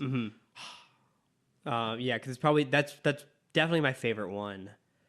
I have a soft spot for Crisis of Two Earths. I do too. Yeah, I need to rewatch that. I haven't seen it in quite some time. I got to go back to that one, but that one's great. I honestly still really like Superman Doomsday. I watched it again not too long ago. I think Doomsday and All Star Superman are both amazing. Yeah, I need to go rewatch All Star Superman. I really really enjoy it. Yeah, I mean, there's lesser, there's greater, but I mean, I'd say that I should go back and watch Flashpoint too, and maybe on a second viewing I might like also, it. Both parts 1 and 2 of Dark Knight Returns. Yes, yeah, really, really good adaptation of that. And Doom's probably number 2 actually. Oh, Doom is so good. That Doom's one you can almost kind of headcanon as DCAU because it's a lot of the DCAU voice cast. Yeah, that's my number 2. Oh my god, that one's so good. Especially that moment when they're like Batman, how could you do this? Because you're gods, and I would do it again. Yeah. Gets it so well. But who's gonna stop you if you ever turn evil? You guys. You guys. I'm fucking human. Yeah. You are all gods. But yeah, so thank you everyone. Yeah, always appreciate getting some notes. But Cameron, what are your bat plugs this week? I'll talk about my negative plug. Okay. Because I've been rewatching. Is this a warning? A little bit. I've been rewatching Game of Thrones. That took up most of my week, and then it was also just a crazy work week for me. So I went to see Hellboy. Ooh, yeah. And it's bad. I won't sugarcoat it. It's bad. Okay. I don't expect it to make a lot of money. Okay. Because it is between Shazam and Endgame. But it's a good, if you've ever like been on the cusp of reading a Hellboy comic and you're like, I'll get to it. Yeah. I think this is what's going to push you over the edge. Okay. Because it's so weird. And the movie, the best thing about the movie, which I texted you, is there's no time to breathe. And that's because I think the editor knew how dumb everything was. Okay. And didn't want to give you a chance to realize it. So you Because just kept the pace going? yeah, because once you like think about how dumb something is, you're instantly thrown into another situation. Like, oh, that's also dumb. And it's not until the credits roll where you're like, oh, yeah, that was a bad movie. Is it worth seeing Hellboy? I say it's a good rent movie. Okay. It's a great. I wouldn't say or airplane if you have movie. AMC A list and can go see it for Yeah, free. I used my pass to go to. What's to go yours see called? What's the one you use? It. I think it's just called Cinema Okay. with an S. Because I used to call it Cinespia. Yeah. But I'm wrong. That's the It's a chain. Or no, it's an that's organization. the summer movie. Yeah, the summer movie thing in LA Yeah. that puts on the outdoor movie nights. Yeah. Yeah, so Hellboy, I don't want to talk too much about it because it's honestly not worth the time. Yeah. It's bad. It made me really miss Del Toro's character creation. Well, 'cause- Like the monsters in this are good. They're very what's his name? Cthulhu based. oh, H.P. Lovecraft. Yeah, they're very Lovecraftian. Mm-hmm. It's a great word. But you do really miss like Del Toro's just like detail and kind of delicate style, the delicate way he handles monsters. Because Del Toro is an exceptional creative and filmmaker at the end of the Yes. day. Like, his movies are good because they really are grounded in character. And I think because he is so concerned about the humanity in these Well, yeah, just think of monstrous Hellboy creation. 1. Yeah. All of the villains are human, and all of the heroes are monsters. Yeah. Like, so is the Sand Nazi? I guess he was once human, right? Yeah, I mean, yeah, they portray him as human. Yeah. That's a good point, actually. Yeah, he has a softness for monsters, and I think that focus like really makes the characters feel like fleshed out and interesting. And I could see this just being like sort of a pale imitation of it. It very much is. Is it fun? That's a tough Like, question. because like the trailer, like that first trailer, like it's all done to like it was the song Monet. What's like Money, I don't remember. it doesn't matter. Like the first trailer made it look really fun. Mm-hmm. Is it fun? It has moments. It has pockets of fun. Okay. The weird part is it's very much based, which I think is the reason why I'm not harshing on it as hard as I could. It's all connected to the Arthurian legend. And you know I love my King Arthur stories. Christ. Yeah. I'm gonna cut you off before you start explaining how it's Arthurian. No, I don't want and to, we're because- here because for that's- another hour. No, because that's part of the plot. I don't want to go into it too much. Okay. Well, so it sounds like if you can see it for free, see it. Yes. Otherwise, maybe Yeah, give it don't a, give this movie give it money. a hard pass. Do you have anything else though? Anything you did watch or read that you were super excited about? Have I plugged the book I've been listening to? I think you plugged it last week because you didn't have anything to plug. Oh, okay. I'm still listening to that. I'm almost done with What's it. the name of it again? One of Us is Lying. That's right. Because I want to go pick up a copy because it sounds really cool. Yeah, still loving it. Yeah. But yeah, that's pretty much all the new stuff I've been watching. Okay. Oh, I started Sabrina, but I haven't watched enough of it to Oh, okay, talk just talking yet. about it. Should we talk about Dumbo? Because we've both seen it now. At this Yeah. point. Oh, you watched Dumbo? I did. Yeah. Well, because I went immediately after. Oh, right. You went Sunday. Yeah, like I think the last episode we recorded. Yeah, that's right. I hated it. It's bad. It's real bad. It's real bad. It's so boring. Yeah. Um, Nothing happens. Much like the original Dumbo, nothing happens. admittedly, I have not seen. Really? I have not seen the I mean, original Dumbo. you know the But I scenes, know though. of it. Yeah, and I went and saw it with again my friend of the show, your friend too, Jason. Yes. And he was describing to me like the baby on board scene, and in the cartoon how it's just like the most heartbreaking thing. And I thought it was so funny because when he was talking about, he made a comment like about thinking about that scene makes him want to cry. Another friend of ours said the exact same thing. Yeah. And it's just the original version is heartbreaking, and just it's very muted all the way through. It's just super boring. Like it feels way too long.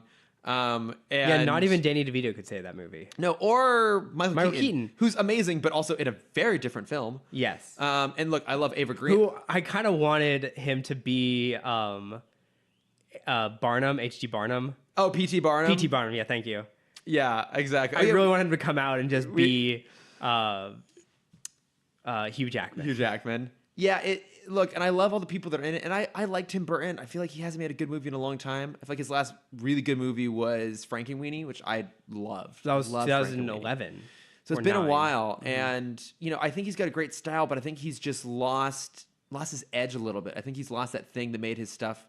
I mean, he was also like someone who really sympathizes with monsters and sees their humanity and their beauty. And I think when he's not playing in that sort of like semi-grotesque space, it doesn't work. And I listened to an interview with him, and he said what drew him to Dumbo was that it felt reminiscent of his story at Disney.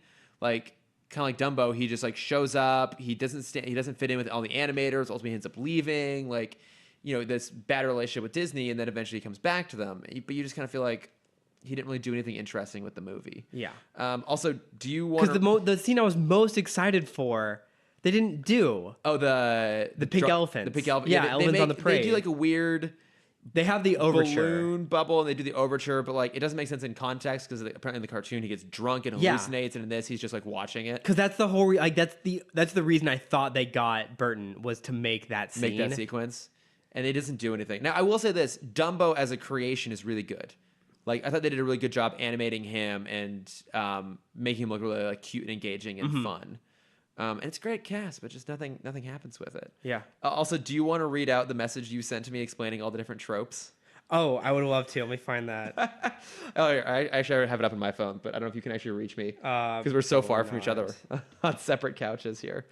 Hold on. But yeah, I mean, I don't know. I don't really know who that movie's for. Like, if you have kids, definitely don't take them because they'll be super bored. If you're a Disney fan, I don't think there's really anything in there to make you excited about it. I mean, look, I've pretty much enjoyed all of the Disney live action stuff, although I've never seen Maleficent. Okay. But I think this is pretty much a hard pass. Mm-hmm. Oh, I found the list. Okay, yeah. So it was.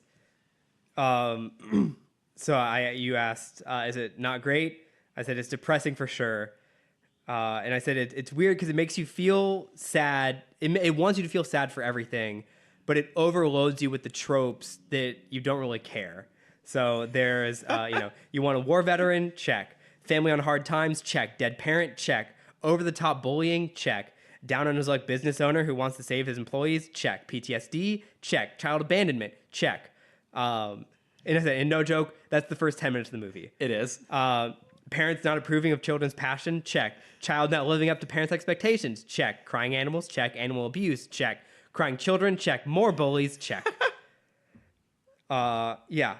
And again, that's the first 10 minutes. But you also have to explain your favorite trope, the last one you explained to me. Mm-hmm. Oh, and there's another trope with the episode. I'll talk about that later. Yeah.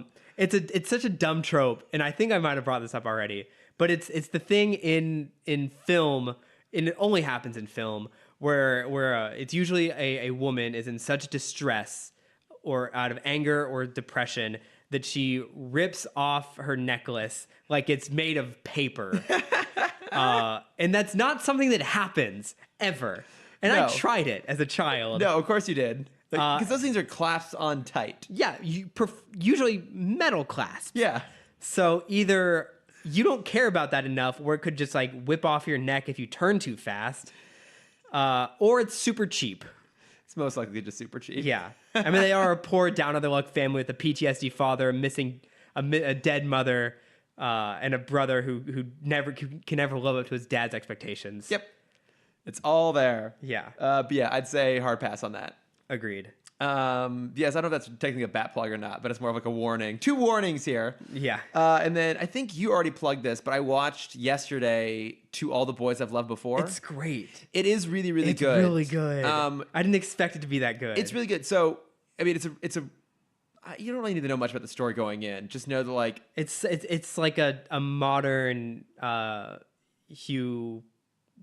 John movie. Hughes. Yeah, it's kind of got that modern sense. like Hugh Laurie Laura, movie. is it Laura or Lana Condor?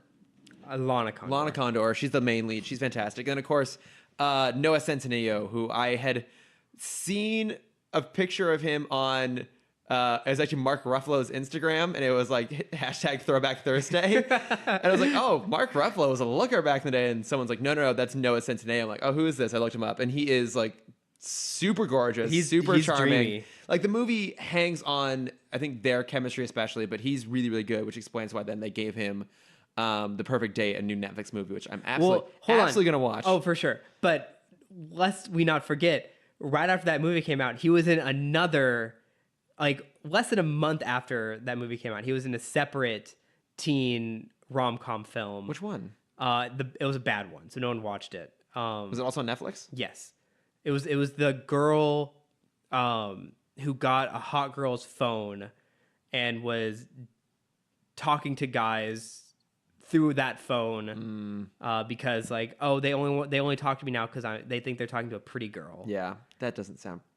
I get what they're going for. Yeah, but I think it doesn't sound like it works. Noah's also in that. I love that Netflix has become like the modern golden era studio of just like they just have their cast of creatives and they just keep using them again and again. Yeah, but also that's the same reason why Zack Snyder and Todd Phillips keep getting directing jobs. That's also true. But no, it's a really, really charming movie. It reminded me of Love, Simon, not from a plot perspective, obviously, but just in terms of just the feel and the tone and just kind of like the warmth and charm of it. Mm-hmm. But I also feel like whereas Love, Simon felt like a mid-budget studio comedy, like studio rom-com, this definitely had like the feeling of Netflix. Like, yeah, it felt like it could have used like a bit of more of a robust score or soundtrack, or like I just think it could have used like a bit more sparkle in the movie itself. But really, the cast is what carries it, and they're really good. This is definitely a recommendation. That's more just a quibble. Yes. Oh, yes. But it felt Netflixy, I guess, if you will. Mm-hmm. It felt like it was. It has the feel of like it's better than these movies, but it has the feel of like a Christmas movie. A little bit, yeah. There are points when you can kind of feel like it was a little bit cheap. Mm-hmm. Also, some like really weird, like echoey ADR at points. I don't remember that much. Yeah, it's kind of bizarre, but it's a really, really sweet film, and I do recommend seeing it. Yeah. And then also not kind of a plug, but I went and saw Charlie and the Chocolate Factory at the Pantages. You did. I saw. Yeah, I know you went. What did you think? I thought it was cute. Okay. I was in not a great seat. Okay. I was second row. Jesus Christ. Which was very nice. I went by myself, and single tickets are $40. Yeah. Anywhere. Yeah. So that's awesome. But there were two. I don't think I told you about this. There were two very distinct gay couples next to me. One was old gay, one was new gay. Aww. And the old gay couple were very loud about their dislike for the film. Really? Yeah, and they're like the show. Sorry, yeah, the show. And one of the guys is like, "I'm only here to see Pure Imagination," and after that, we're leaving. They didn't. They stayed. Okay. And then the younger gay couple, they were definitely like fresher dating. Okay.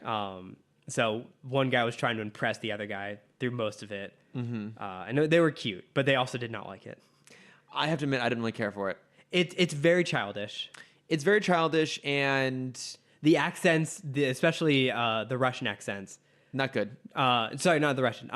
The German accents. Those are I couldn't understand a word he said. Oh, Augustus.